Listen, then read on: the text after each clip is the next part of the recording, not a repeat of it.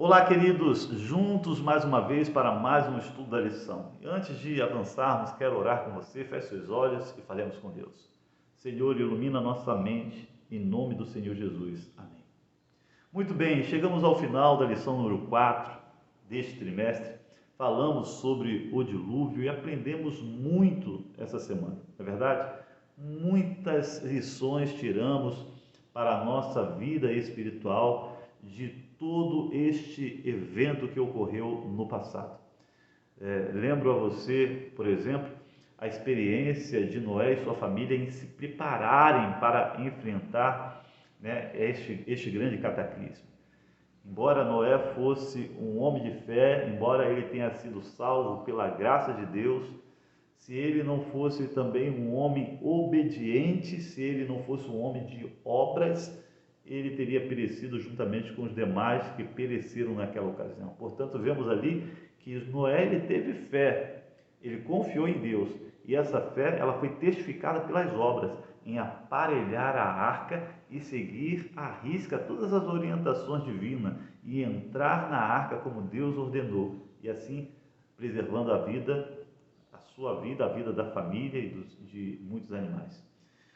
Chama sua atenção também para o evento, para o dilúvio em si, que na realidade vemos ali que foi uma reversão da criação, exatamente. Vemos Deus ele desfazendo aquilo que ele fez lá na criação. Quando Deus na criação parte do caos à ordem, aqui o Senhor parte da ordem ao caos novamente. Vimos também, estudamos essa semana no término do dilúvio, o fim do dilúvio, e vimos ali uma coisa bastante interessante, né? Noé, embora seja um homem de fé, um homem obediente, isso não fez com que ele fosse uma pessoa de uma fé cega. Perceba que Noé, então, ele começa a ter algumas atitudes, né?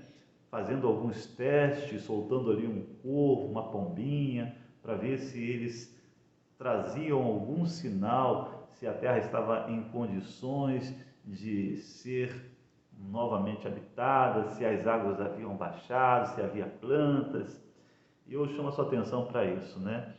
Ser uma pessoa de fé não é ser uma pessoa cega, bitolada, é você ter realmente confiança em Deus, mas também fazer a sua parte.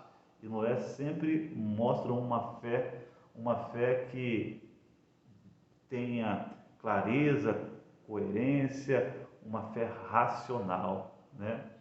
Bom, quando termina então o dilúvio, Noé sai da arca, nós vimos ali Noé então edificando um altar ao Senhor, oferecendo sacrifícios, ou seja, vemos ali novamente Deus estabelecendo com Noé, confirmando com Noé a sua aliança, e essa aliança do Senhor ali com Noé e com a sua família, com a vida, ela teria uma marca, né? Ela seria marcada por um sinal, o arco de Deus seria colocado no céu, mostrando que nunca mais o Senhor destruiria o mundo por um dilúvio novamente, né? Pelas águas de um dilúvio, nunca mais. E essa aliança ali, né? Esse sinal da aliança nos remete ali, né? Nós vimos ao sinal de Deus também, logo após a criação, o sábado, né? Que também é um sinal entre Deus e o seu povo. Vimos ali o paralelo realmente que havia entre a criação e o dilúvio, né? A criação e o dilúvio. Bom, foram muitos aprendizados, aprendemos muito essa semana, mas eu quero chamar a sua atenção para um texto, para um verso que se encontra no livro de Lucas capítulo 17, versículo 26. Palavras do Senhor Jesus. Jesus disse que assim como foi nos dias de Noé, assim será nos dias do Filho do Homem. Ou seja, Jesus ele traça um paralelo entre as condições que havia nos dias ali antes do dilúvio e as condições que haverá nos dias antes da sua segunda vinda.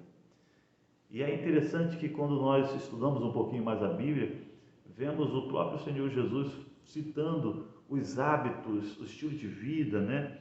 Jesus fala, assim como os antes-diluvianos comiam e bebiam, davam-se em casamento, até que vieram as águas e os levou a todos, assim também será nos dias da vinda do Filho do Homem.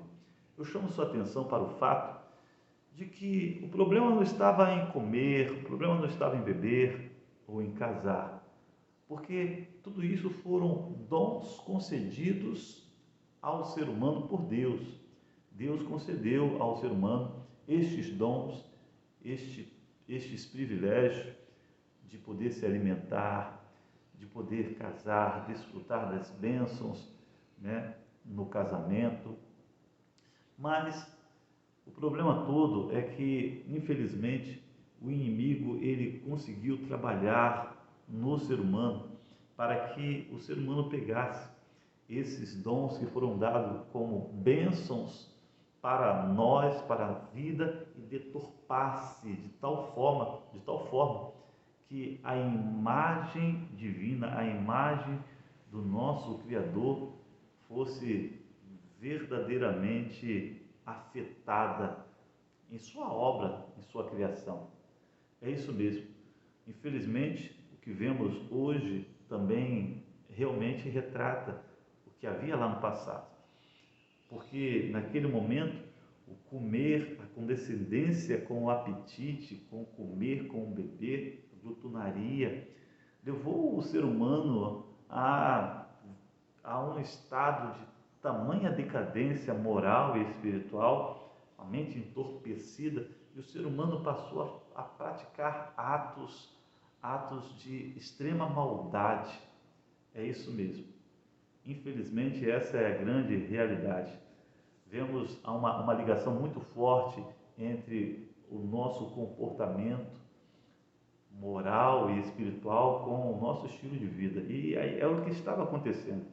Havia um aumento da corrupção, dos crimes, da violência ali naquele momento da história, como há também hoje. O sexo, né, que foi dado como uma bênção dentro do casamento, seria realmente uma relação íntima entre duas pessoas, o cônjuge. Hoje nós vemos, infelizmente, chegando a um estado tão degradante, tão distante do propósito original de Deus. Sabe, toda vez que isso acontece, Deus ele não pode permitir que a sua imagem seja tão deturpada diante do universo, diante de suas criaturas. Assim ocorreu também lá em Sodoma e Gomorra, a destruição daquelas duas cidades por conta dos pecados que eram praticados ali. E hoje ocorre. E você sabe, dentro de todos os contextos onde os juízos de Deus foram derramados sobre realmente sociedades, nós vemos ali a questão da indiferença social, a questão da corrupção, a promiscuidade, né? Nós vemos a violência, nós vemos os prazeres voltados para a condescendência com apetite, voltado para a busca do prazer de todas as formas. Esses são os pecados que nós vemos também em nossa sociedade. E isso é um alerta para nós, mostrando que a nossa sociedade está chegando num ponto irreversível e vai culminar não mais com um dilúvio de águas, mas uma intervenção divina, com a volta do nosso Senhor Jesus, pondo um ponto final nessa história de rebelião, de dor e de sofrimento.